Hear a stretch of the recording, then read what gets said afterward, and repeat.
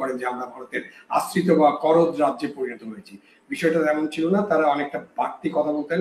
আমাদের পলিটিশিয়ানরা অনেক বাড়তি কথা বলেন, এখন সব পলিটিশিয়ানরাই বলেন, যার কারণে জনমনে একটা মানে বিরূপ ধারণা এবং একটা বিভ্রান্তি সৃষ্টি হয়। জনগণের জানার অধিকার আছে। আমি এই যে গভর্নমেন্টের যেটা ফর্ম হলো, আর তারা যদি এই কথাগুলো শুনেন বা কেউ যদি আপনারা রিপোর্ট করতে চান, তাদের কাছে আমার একটা দাবি যে এই চুক্তিগুলো প্রকাশ করা উচিত। কারণ এই যে প্রকাশ না করলে অনেক ধরনের সন্দেহ সৃষ্টি। এই জন্য ভারত এই গ্যাস লাইনটা কিন্তু বাংলাদেশের মধ্যে যেতে হবে, এবং তখন কিন্তু আমরা এই গ্যাস থেকে আমাদের যা প্রয়োজন সেটা আমরা নিতে পারি, এবং এই সুযোগটা আমরা অলরেডি হারিয়েছি। ওখানে তো এখন অবস্থা ভালো না। ভবিষ্যতে যদি কখনো শান্তিপূর্ণ অবস্থা হয় তখন এটা চিন্তা ভাবনা করতে হবে।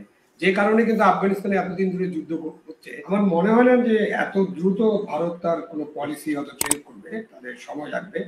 তারা হয়তো আমাদের যে ঘটে যাওয়া ঘটনাগুলো তারা পর্যালোচনা করছেন, এবং আমরা ভারতের যদি অতীত দেখি তাহলে ভারত কিন্তু যে কোনো সরকারের সাথে কাজ করার চেষ্টা করেছে।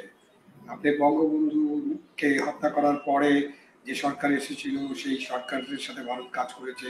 এরশাদ সাহেবের সরকারের সাথে তো ভারতের দারুণ সুসম্পর্ক ছিল। ইভেন আমাদের খালেদা জিয়ার যে গভর্নমেন্ট ছিল 91-96 বা 2001 থেকে 2006, সেখানেও কিন্তু ভারতের সাথে তাদের খুবই ভালো সম্পর্ক ছিল। ভারত তাদের বিবেচনাটা, আমাদের প্রতিবেশী হিসেবে তাদের বিবেচনাটা আছে, বাংলাদেশের ব্যাপারে তাদের খুব আগ্রহ আছে। এটা আপনি বলতেই পারেন যে গত 15 বছর একটানা যেহেতু একটি সরকার ছিল, সেক্ষেত্রে সম্পর্কের অনেক উন্নতি হয়েছিল। আমি মনে করি না যে ভারতের সাথে আমাদের সম্পর্ক বিনষ্ট হওয়ার মতো কোনো কারণ ঘটেছে। এবং আমাদের যে পররাষ্ট্রনীতি, এটা তো পরিষ্কার, এটা সকলেই বলেন। আমরা কিভাবে সরকার যারা পরিচালনা করেন তারা আসলে কি করেন সেটা হয়তো আমরা খুব ভালোভাবে বুঝতে পারি না, বাট আমাদের পররাষ্ট্রনীতি একদম পরিষ্কার। সকলের সাথে বন্ধুত্ব, কারোর সাথে বৈরিতা নয়। আমরা যদি সেভাবে যাই, এবং ভারত আমাদের প্রতিবেশী এবং একটা নিকট প্রতিবেশী বাইরে হলো ভারতের সাথে আমাদের বর্ডারটা অনেক বিস্তৃত, এবং ভারত একটা অনেক বড় রাষ্ট্র, শক্তিশালী রাষ্ট্র।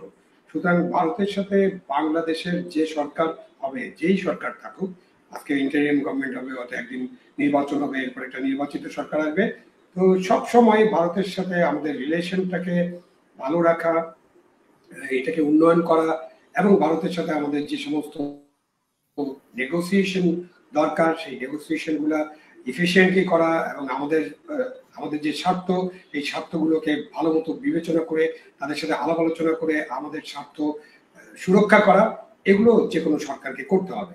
আমি মনে করি ভারতের সাথে এই সরকারের সম্পর্কে তেমন টানাপোড়েন সৃষ্টি হবে না। এটার জন্য আমাদের অপেক্ষা করতে হবে। আমি মনে করি না খুব বড় ধরনের টানাপোড়েন সৃষ্টি হবে। এটা ভারতের জন্য একটা শক হতে পারে, প্রথম প্রাথমিক শক, যে তাদের একটা সরকারের সাথে গত 15 বছর ধরে অনেক উচ্চ পর্যায়ের উচ্চ মার্গের সম্পর্ক গড়ে তুলেছিলেন। আপনি যে রেফারেন্স গুলো দিলেন ওগুলো আমি পলিটিক্যাল রিটোরিক মনে করি। আসলে আমাদের কিছু মন্ত্রী, কয়েকজন মন্ত্রী মাঝে মাঝে এমন এমন কথা বলেছেন যাতে আমাদের ধারণা হয়েছে যে আমরা ভারতের একেবারে, কেউ কেউ তো মনেই থাকেন, অভিযোগ করেন যে আমরা ভারতের আশ্রিত বা করদ রাজ্যে পরিণত হয়েছি। বিষয়টা এমন ছিল না, তারা অনেকটা বাড়তি কথা বলতেন। আমাদের পলিটিশিয়ানরা অনেক বাড়তি কথা বলেন, এখন সব পলিটিশিয়ানরাই বলেন, যার কারণে জনমনে একটা মানে বিরূপ ধারণা এবং একটা বিভ্রান্তি সৃষ্টি হয়। তো আমি মনে করি যে এখন বর্তমানে যে সরকারটা গঠিত হলো, তাদের সাথে ভারতের একটা সুসম্পর্ক গড়ে উঠবে। তারপরে তো বাকিটা যেটা জিজ্ঞেস করলেন, শেখ হাসিনাকে তারা কতদিন রাখবেন, কোথায় রাখবেন, কি করবেন, এটার জন্য কিন্তু আমাদেরকে অপেক্ষা করতে হবে। ওনারা হয়তো সময় দিচ্ছেন, সময় দেওয়ার পরে তারা চিন্তা ভাবনা করবেন। ওইটার জন্য, তার জন্য যে আমাদের সাথে খুব সেন্সিটিভ সম্পর্ক নষ্ট হয়ে যাবে, এরকমটা আমি এখন ভাবতে চাই না বা ভাবতে পারছি না। আমাদের দেখতে হবে। অনেক ক্ষেত্রে ভারতের সাথে আমাদের যে চুক্তিগুলো হয়েছে 15 বছর, অনেকটাই জনগণের, বিশেষ করে অনেকগুলোই জনগণ জানে না, বা আমরা সাধারণ মানুষ আমরা জানি না। আর যেগুলো আমরা জানি সেগুলোর ক্ষেত্রেও অনেক আপত্তি আছে। বিশেষ করে লাস্টে যেই উনি সমঝোতা স্বাক্ষর করে আসলেন, সেটা নিয়ে তো বিরাট আছে রেলের বিষয়ে। তো সেগুলো কি আপনি কি মনে করেন যে এই সরকারের সাথে আরেকটা বৈঠক হবে, বা মানে এই সরকারের সাথে আলাপ আলোচনার ভিত্তিতেই সেগুলোকে চলবে, নাকি মানে সেগুলোর ভবিষ্যৎ কি আসলে মূল কথা? দেখেন, আমি একেবারেই মনে করি যে ভারতের সাথে আমাদের একটা সুসম্পর্ক থাকতে হবে। যেসব চুক্তি হয়েছে সেই চুক্তিগুলো আমরা পর্যালোচনা করতে পারি। আপনি যেটা বললেন এটা একটা খুব ইম্পর্টেন্ট জিনিস, যে আমরা জানি না, আমরা এখন জানতে চাই। কেননা হুম। এই বাংলাদেশের জনগণের অধিকার আছে কোন দেশের সাথে আমাদের কি কি চুক্তি হয়েছে। একেবারে সেন্সিটিভ ডিফেন্স এগ্রিমেন্ট যদি হয়, আমি মনে করি আপনি যেখানে আছেন সেখানে তো আপনার জানার অধিকার আছে। তো আপনাদের মতো নাগরিকের স্ট্যান্ডার্ডে আমিও পড়তে চাই। সুতরাং আমি নাগরিক হিসেবে দাবি করি যে দেশের সাথে যা চুক্তি আছে সেটা যে চুক্তি সেটা সামরিক হোক, অসামরিক হোক, ব্যবসায়িক হোক, সেই সমস্ত বিষয় জনগণের জানার অধিকার আছে। আমি এই যে গভর্নমেন্টের যেটা ফর্ম হলো, আর তারা যদি এই কথাগুলো শুনেন বা কেউ যদি আপনারা রিপোর্ট করতে চান, তাদের কাছে আমার একটা দাবি যে এই চুক্তিগুলো প্রকাশ করা উচিত। কারণ এই যে প্রকাশ না করলে অনেক ধরনের সন্দেহ সৃষ্টি হয়, অনেক ধরনের অবিশ্বাস সৃষ্টি হয়, যেটা আমরা 25 বছরের মৈত্রী চুক্তি নিয়ে যা হয়েছিল, পরে যখন আমরা জানতে পারলাম তখন কিন্তু আমাদের অবিশ্বাস সন্দেহ অনেকটাই কেটে গিয়েছিল। আপনি যে রেল চুক্তির কথা বলছেন, আপনি যে দেশে আছেন, যেখানে থেকে আপনি কথা বলছেন আমার সাথে, আর ইউরোপের কথা চিন্তা করেন যে তাদের অনেকগুলো রাষ্ট্রে রাষ্ট্রে যুদ্ধ এবং 2টা বিশ্বযুদ্ধ হয়েছে, তারপরে কিন্তু তাদের ভেতর দিয়ে রেল চলাচল আছে, তাদের বিমান চলাচল আছে, এগুলো কখনো স্টপ হয় না। এখনো তো যুদ্ধ চলছে, তাই না? স্টপ হয় না। এবং এগুলো কিন্তু আমাদের ইকোনমিক ডেভেলপমেন্টের জন্য জরুরি। আমার এখান দিয়ে রেল চলাচল হলেই বাংলাদেশ কারো দখলে চলে যাবে এরকমটা কিন্তু আমি মনে করি না। বাংলাদেশের মানুষ, বাংলাদেশের জনগণ যথেষ্ট সচেতন, এবং বাংলাদেশের জনগণ কাউকে আমাদের দেশটাকে বিক্রি করে দেওয়া বা আমাদের দেশটাকে কারো করদ রাজ্য বানিয়ে দেওয়া, সেটা ভারত হোক, চীন হোক, আমেরিকা হোক, রাশিয়া হোক, এটা কিন্তু বাংলাদেশের মানুষ কখনোই মেনে নেবে না, এটা সম্ভব না। এবং ভারতের যে পলিসি মেকাররা, তারা কখনোই চিন্তা করে না বাংলাদেশকে তাদের একটা করদ রাজ্য বানাবে বা বাংলাদেশকে তারা নিয়ে নেবে। 2টা কারণ আমি স্পষ্টত বলি। বাংলাদেশের যে জনসংখ্যা আছে 17-18 কোটি, 16 কোটি ধরেন দেশে আছে। এই সংখ্যা নিয়ে আমাদের বিভ্রান্তি আছে, এর চেয়ে বেশিও হতে পারে। তাদের মধ্যে 90% বেশি মুসলমান। ভারতে অলরেডি 30 কোটি মুসলমান আছে।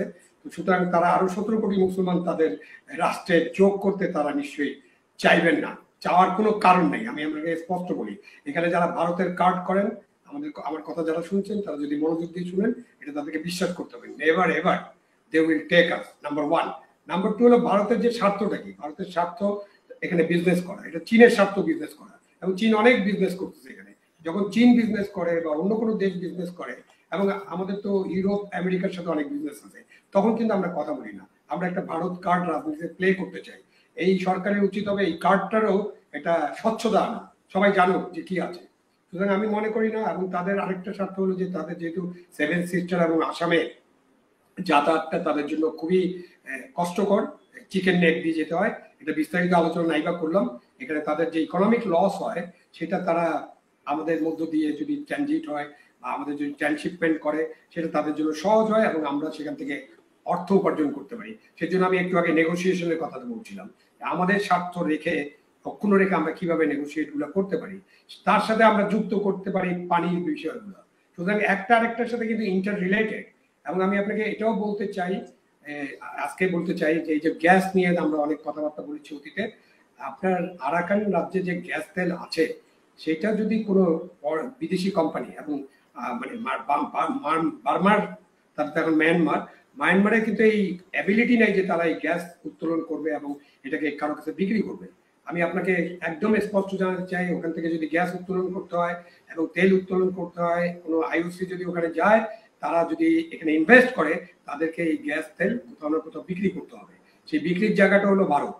হ্যাঁ, সেই জন্য ভারত এই গ্যাস লাইনটা কিন্তু বাংলাদেশের মধ্যে যেতে হবে, এবং তখন কিন্তু আমরা এই গ্যাস থেকে আমাদের যা প্রয়োজন সেটা আমরা নিতে পারি। এবং এই সুযোগটা আমরা অলরেডি হারিয়েছি। ওখানে তো এখন অবস্থা ভালো না। ভবিষ্যতে যদি কখনো শান্তিপূর্ণ অবস্থা হয় তখন এটা চিন্তা ভাবনা করতে হবে। যে কারণে কিন্তু আফগানিস্তানে এতদিন ধরে যুদ্ধ হচ্ছে, যে ওই এশিয়ার দেশগুলো, এখানে কাজাকিস্তান, উজবেকিস্তান, ওখানেও অনেক গ্যাস আছে, যেটা যদি উত্তোলন করা হয় সেটা আনার রাস্তা হলো আপনার আফগানিস্তানের মধ্য দিয়ে। যে কারণে আপনি যে ইরান থেকে যে পাইপলাইনটা হচ্ছে আন্ডার সি পাইপলাইন, অনেকদিন পাকিস্তান এটা বাধা দিয়ে রাখছিল। তখন কিন্তু ইরান থেকে এবং ওই মিডল ইস্ট থেকে তাদেরকে অফার করা হয়েছে তোমরা সবকিছু কিনে নাও, বাট পাকিস্তানেরও এই অ্যাবিলিটি নেই। আমরা জানি যে আমাদের কতটুকু কেনার অ্যাবিলিটি আছে, আমরা কতটা ইউজ করতে পারবো। এই অঞ্চলে ভারত হচ্ছে সবচেয়ে এনার্জি হাংরি কান্ট্রি। সুতরাং তারাই এই প্রজেক্ট যদি নেওয়া হয়, এই প্রজেক্টে ভায়াবল করতে পারবে। এখানে আমরা আমাদের অনেক টেকনিক্যাল জিনিস এবং উদার মনে চিন্তা করতে হবে। এখানে আপনি অযথা একটা ভারত কার্ড, অযথা একটা মাইনরিটি কার্ড, এইটা নিয়ে আপনারা এই যে খেলা হয়েছে রাজনীতিতে, আমার মনে হয় সেখান থেকেও বেরিয়ে আসার সময় হয়েছে। না, আসলে মানে এমপি মন্ত্রীরা বলতে বলতে, মন্ত্রীদের কথা শুনতে শুনতে মানুষের মধ্যে একটা ভারত আতঙ্ক তৈরি হয়ে গেছে এবং সেই আতঙ্ক থেকে এখনো বের হয়ে আসতে পারছে না। এখনো যে এই লুটপাট এই হচ্ছে, মানসিক নাশকতা আতঙ্ক হচ্ছে, থেকে বেরিয়ে আসতে হবে আসলে। সেটা নিয়ে হ্যাঁ, আমরা যে নাশকতা খোলামেলা হচ্ছে আলোচনা তার করব। বারবারই বলা হচ্ছে আমি ভারতের বলছিলাম যে লোকজন এসে কালকেই করবে। আপনি এটা চুক্তি করে ফেলেন। এগুলো নিয়ে আলোচনা করে মানুষকে কনফিডেন্স নিয়ে, অবশ্যই আমরা তো মানে রাষ্ট্র সরকার এটা তো জনগণকে নিয়ে, সুতরাং জনগণকে বুঝিয়ে, জনগণকে কনফিডেন্স নিয়ে আপনি ভারতের সাথে আপনার সম্পর্ক উন্নয়নের ক্ষেত্রে অনেক দূরে এগিয়ে যেতে পারেন। এমনকি মিয়ানমারের সাথে আমাদের সম্পর্ক উন্নয়নের বিষয়টা খুব গুরুত্বপূর্ণ।